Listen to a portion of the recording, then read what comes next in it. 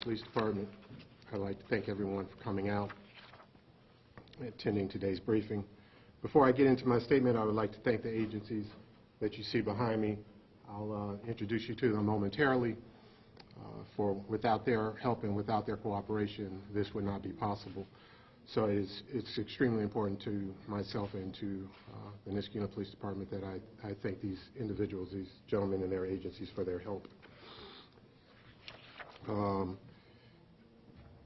Their help includes manpower, assistance, and their time to come out to help us.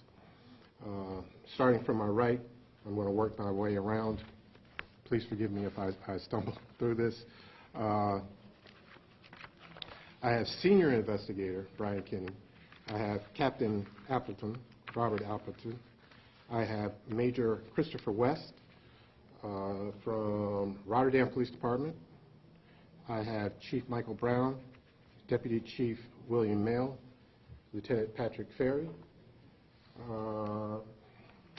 I also have from the United States Marshal Service, Marshal Mcnulty, Deputy Marshal Anthony Logodisi, and from the Schenectady County District Attorney's Office, I have District Attorney Robert Carney, and from the Niskayuna Police Department, I have Jordan Cochan and Deputy Chief Michael Stevens. Oops, this is his mic. I'm going to give a brief snapshot of the Michael Hawkins case. Some of you probably already knew that, but I know I gave you a short blurb earlier about it. But it's a brief snapshot of the Michael Hawkins case. After I'm done, I'll invite each one of these agencies or members of the agencies to elaborate more on their position as to this case. After all statements are read, we'll then take questions from you all regarding this case. On June 11th of 2012, Michael Hawkins was visiting a family with whom he was friendly with on Avenue B in the city of Schenectady. During early morning hours, he raped a young woman residing there while sleeping on a couch. The incident was immediately reported, and a rape test kit was obtained from Ellis Hospital.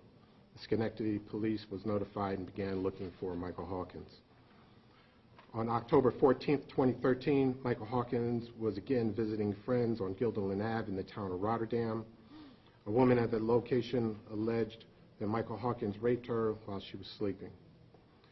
He fled the scene, and the incident was again reported to now the Rotterdam Police Department. The victim was also examined at Ellis Hospital. Another rape test kit was obtained from her.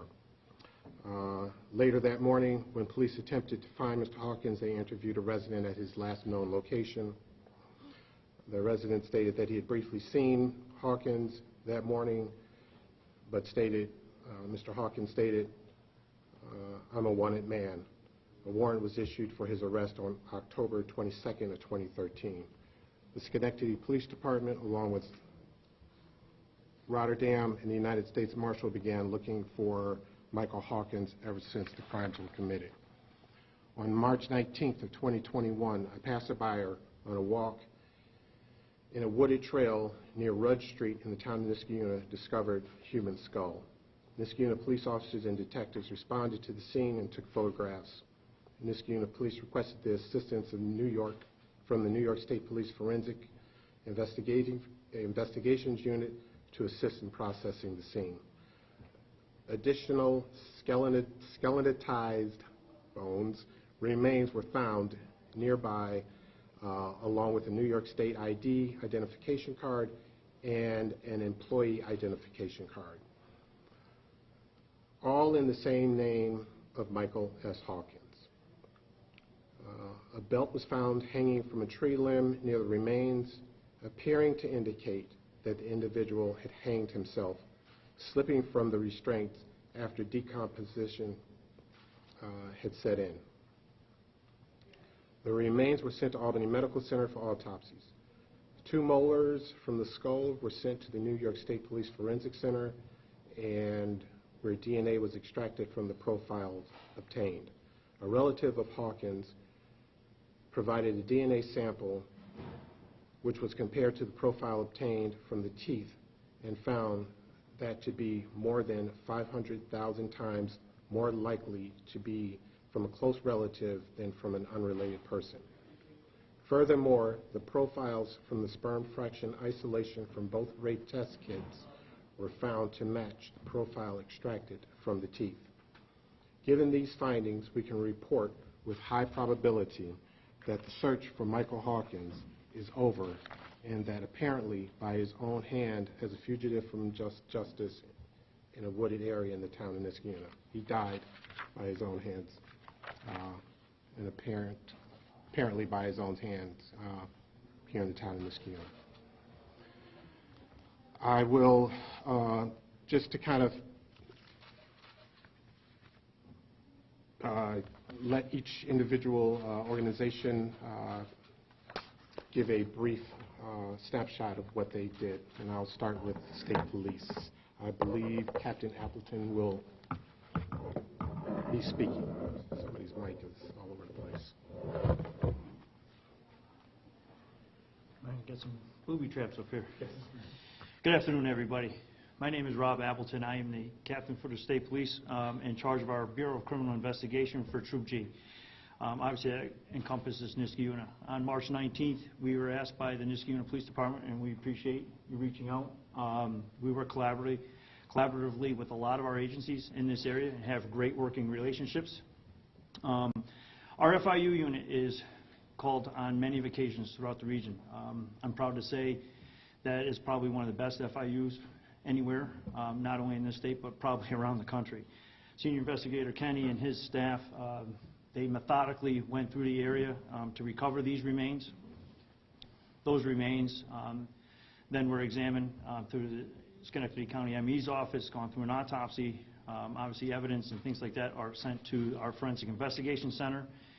And the work that's done by our Forensic Investigation Center, which is the lab on the campus, through familial DNA, through a relative, obviously identified some of these remains, and then it was tied to 2 cases in Schenectady and Rensselaer. But I just want to thank and acknowledge, our Forensic Investigation Unit and the lab for their tedious and long-standing work that goes into producing these kinds of results.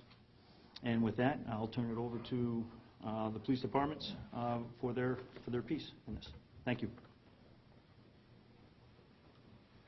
Good afternoon, Chief Michael Brown. I have with me Deputy Chief William Mail and also Lieutenant Patrick Ferry, who was the lead investigator at the time for this case. I'll just briefly talk about our investigation up until the point that we requested the assistance of the U.S. Marshal Service. We received the call on the 14th at about 3 a.m. Quickly determined who the suspect was. Again, the suspect was known to the victim. And we sent officers to the residence of the suspect within a few hours of first being called to this case. He was not there at that time.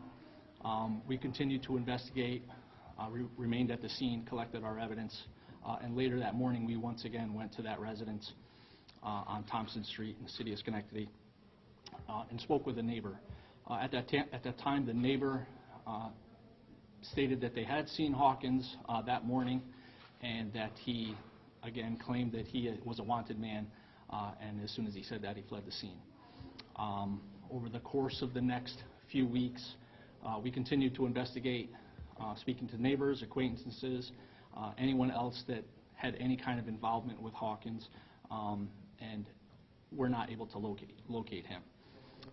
We sent a bolo out through the Albany Crime Analysis Center at the time, and that is when we determined that we had a similar incident in the city of Schenectady, and that they were also working a similar case with the same suspect. We got a warrant for his arrest about a week after the incident, continued our search, and about 3 weeks after our incident determined that we needed assistance, and that is when we called the U.S.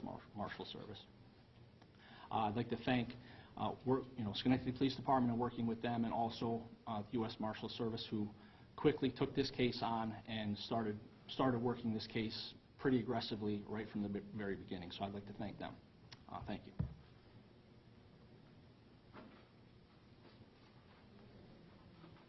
Good afternoon. My name is David Mcnulty. I'm the U.S. Marshal for the Northern District of New York, and I just wanted to give you a brief synopsis of the Marshal Service actions taken in this case. In November of 2013, the Marshal Service was contacted to assist in locating and apprehending Michael Hawkins, and the Marshal Service New York, New Jersey Regional Task Force located in Albany agreed to assist. Since the Hawkins family had ties to other states, collateral leads were sent by us to approximately a dozen other Marshal Service offices and federal districts around the nation, to include New Jersey, Pennsylvania, Delaware, Virginia, North Carolina, Georgia, Florida, Oregon, and California. In 2014, the Marshal Service elevated the Hawkins investigation to major case status and offered a $5,000 reward for any information that led to his apprehension. In April of 2016, a federal arrest warrant was issued for Hawkins for unlawful flight to avoid prosecution, and soon after the federal warrant was issued, the Marshal Service Investigative Operations Division and our Public Affairs Office created a nationwide media campaign detailing the case. In 2017, after years of investigation, Hawkins' relatives voluntarily submitted DNA samples to investigators to check against unidentified remains or unclaimed persons that could possibly identify Hawkins.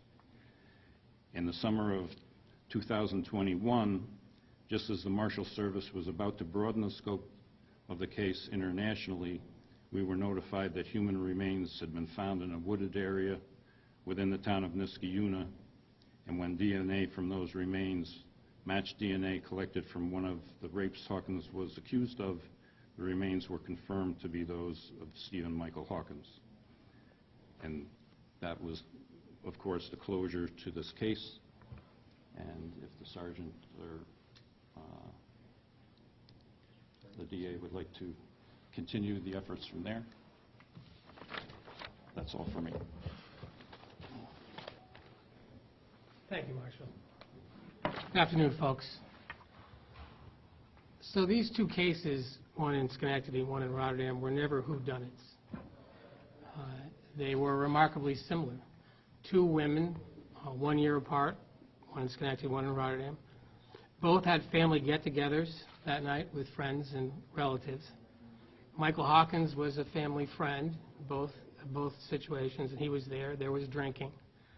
Both women went to bed and woke up during the night realizing that Hawkins was raping them. Neither of them had ever been involved with him in any way intimately. This was clearly, both of them were clear allegations of rape. Hawkins fled both scenes. Both victims immediately reported to the police what had happened to them. Both were taken to Ellis Hospital, where sane examination by trained nurses were conducted, rape test kits were obtained, and DNA samples were obtained from both rape tests.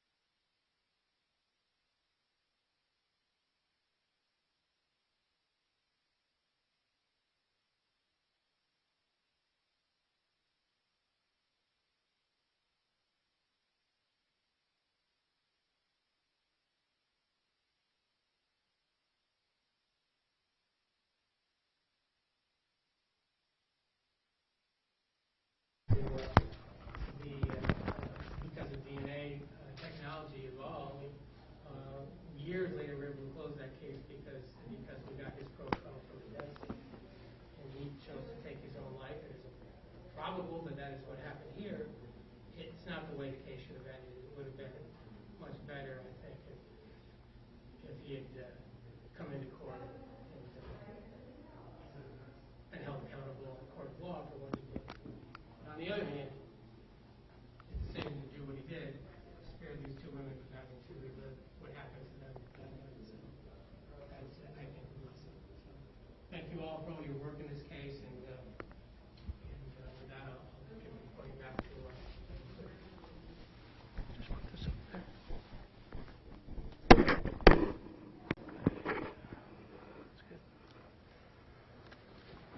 Okay, with that, are there any questions?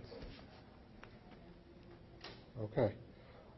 In closing, I would like to thank the investigating teams, especially the individuals who came out on the night of March 19th, as it was a very cold night. It was dark, the woods, it was in a deep wooded area, and state police came out and gave us a huge hand, so I definitely would like to thank them. I'd like to thank my investigators from the Niskayuna Police Department who helped them, because that was a huge help. Also, I'd like to thank Stanford Heights Fire Department for supplying us with some lighting that night, because it was also very dark, and also the Capital Region Crime Analysis Center, who that night was able to get us a lot of information on Mr. Hawkins, seeing that we were out in the middle of the woods and we could not have information to a computer and things like that, so they were able to pull up a lot of information for us. So on that, I would like to thank everyone for coming out. Again, I'd like to thank these gentlemen and all these agencies for coming out for this press conference. I'd like to thank you all for coming out, attending this. Thank you very much.